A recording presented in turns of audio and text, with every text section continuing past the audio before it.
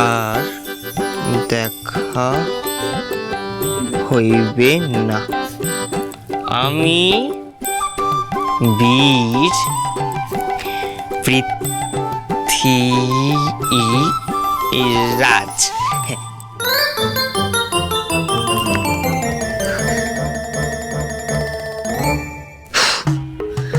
আমি আপনার অধম সন্তান।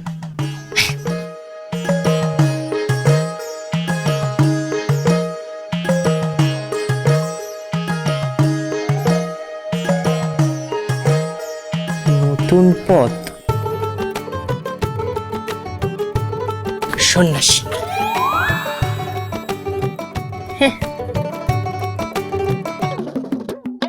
আলোর দিশা।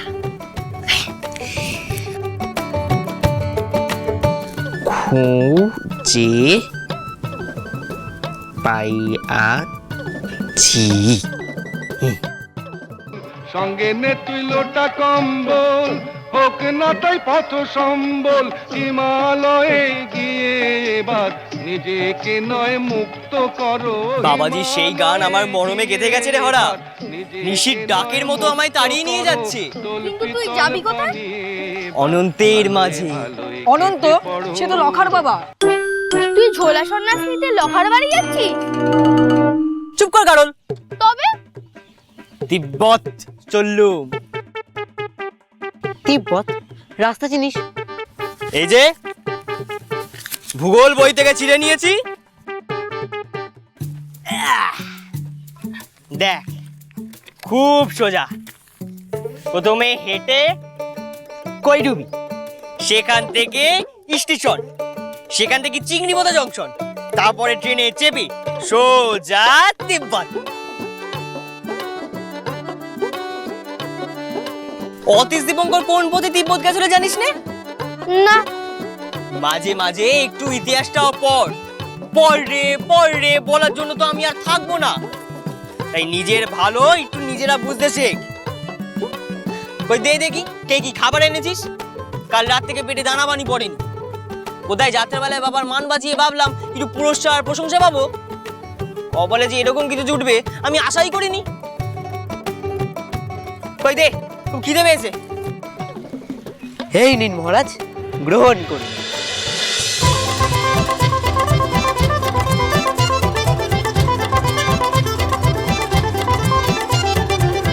বিপদ ভালি দুর্হাটা নারীগণ যুদ্ধে শহীদ হব করেছি যে এই পণ। বাম হাতে রাজপাট ডান হাতে রাজভোগ, সেরে যাবে জানি যত পুরনো মনের রোগ। বাম হাতে রাজপাট ডান হাতে রাজভোগ, সেরে যাবে জানি যত পুরনো মনের রোগ। রাজপথে হেঁটে যাব সাথে বরকন্দাজ, বলো বলো জয় রাজা শ্রীমান পৃথ্বীরাজ।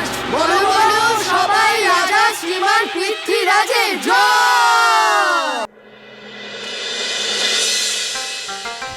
ছোট বলছি কি, উনি এখনো ঘুম থেকে ওঠেননি। তুই ফাঁকে এক কাজ কর, বাচ্চার জানলা দিয়ে না এই সুজির পায়েস খানা গলিয়ে দে। আমি এখানে পাহারা দিচ্ছি, যা। ঠিক আছে দিদি। কোথায় যাচ্ছ ছোট গিন্নি?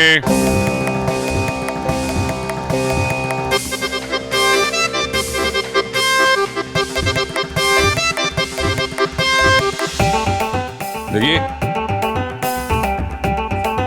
তোমার হাতে ওটা কি? বুঝতে পেরেছি, লুকিয়ে লুকিয়ে মানকে গেলাবার ব্যবস্থা হচ্ছে।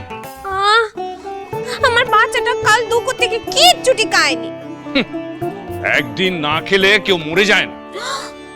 পালাই ষাট, তুমি কেমন তারা বাপ গো? উঠতে বসতে বাচ্চারে আমার খালি মরা নিয়ে কথা বলো। তোমার মুখে একটু বাঁধে নেই? না বাঁধে না। যে ছেলে সারাক্ষণ আমার মুখে চুন কালিমা খায় তাকে কিছু বলতে আমার মুখে বাঁধে না বড় গিন্নি। সে তো কাল রাতে দেখতেই পেলেন, বাচ্চা আমার কিছু খায়নি। সে কথা ভেবে ভেবে আমাদের গলা দিয়ে এক ফোঁটা জলও নামলো নে। আর উনি বসে বসে সুরুত করে দুধ সাবুটা খেয়ে ফেললেন। হ্যাঁ গো, তোমার গলা দিয়ে নামলো? দিদি, উনি কি করে বুঝবেন যে মাও আর কি জ্বালা?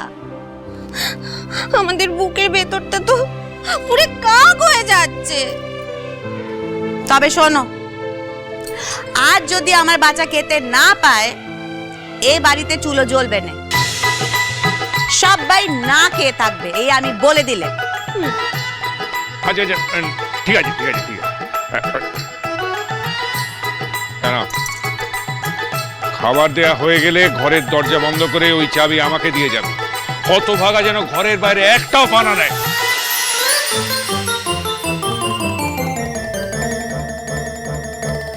আরে কাল সারা রাত আমার বাচ্চাটার কোনো সাড়া পাইনি।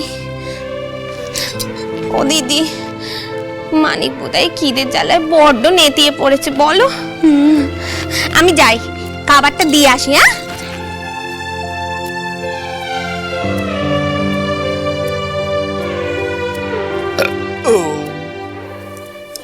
ভবিষ্যতের সন্ন্যাসীকে খাইয়ে অনেক পুণ্য অর্জন করলি রে তোরা। কিন্তু মানিক, তুই যে এক্ষুনি সব খেয়ে নিলি, পথে খিদে পেলে কি হবে? তিব্বত তো অনেক দূর। সেই ব্যবস্থাও করে রেখেছি। এই দেখ, এটা চিড়ে আছে, খাটের নিচে ছিল। এই বেগুন, এই উচ্ছে, এই ওল। এসব কোথায় পেলি? কেন, বাগান থেকে নিয়েছি। আরে দেখ, রাস্তায় ডাকাত বা বাঘ এলে কাজে লাগবে। অনেক হলো, এবার উঠতে হবে, অনেক সময় নষ্ট হয়ে গেছে। চলো আয়, এবার পেন্ডাম করে আশীর্বাদ নে। আরে দাঁড়িয়ে দেখছিস কি? তিব্বতী সাধুর আশীর্বাদের সুযোগ ফসকাস না, তাড়াতাড়ি কর। ঈশ্বর তোদের সুমতি দিন।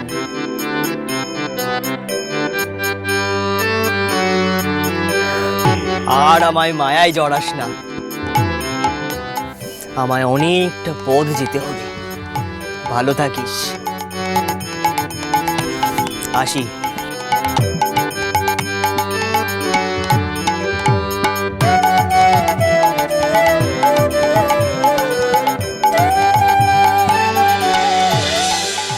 মা, মা, এই যে কি হয়েছে? অত চেঁচাচ্ছিস কেন? চেঁচাবো না? হ্যাঁ, মানকের খাওয়া তো আমি বন্ধ করতে পারলাম, কিন্তু কালকে ও যা করেছে ও তো শাস্তি পেতেই হবে। দেখো, তুমি যত তাড়াতাড়ি সম্ভব মানকের একটা বিয়ের ব্যবস্থা করো। সে আমি ও মা, মা গো! কি হয়েছে? মানিক, মানিক যে ঘরে নেই। ঘরে নাই মানে? তোর মানে নিশ্চয়ই জানলা বলে পালিয়েছে। এই যে এই কাগজখানা মানিকের বিছানার পাশে পড়েছিল। কি কাগজ? দেখে দেখো। শ্রী চরণ কমলেশু বাবা চির বিদায়।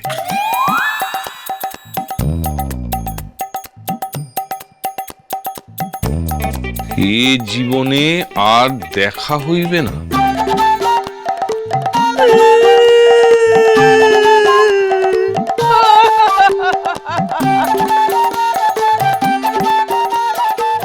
আমি আপনার অধম সন্তান, পারেন তো ক্ষমা করিবেন।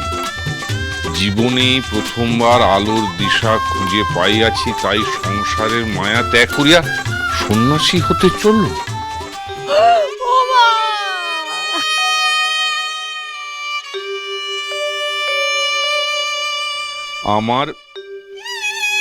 আমার মৃত্যুর পর তাল দিঘির পাড়ে আমার জন্য একটা শ্বেত পাথরের সমাধি তৈরি করে দেবেন, অনেকটা তাজমহলের মতো। উপরের ফলকে লিখে দেবেন স্বামী পৃথ্বীরাজানন্দের সমাধি, ইতি মানিক।